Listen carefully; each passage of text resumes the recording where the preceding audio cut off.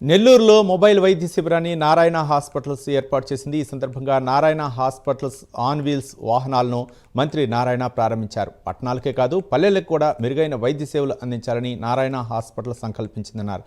ఈ అవకాశాన్ని ప్రతి ఒక్కరూ సద్వినియోగం చేసుకోవాలని మంత్రి నారాయణ తెలిపారు.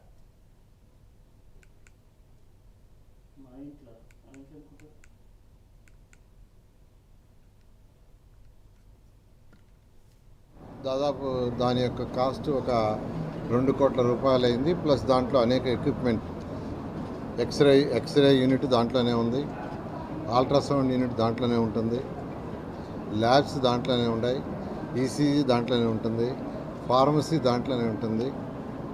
డాక్టర్లు చూడటానికి కావాల్సిన ఆ యొక్క మిగతా పరికరాలు ఎవ్రీథింగ్ ఏర్పాటు చేస్తూ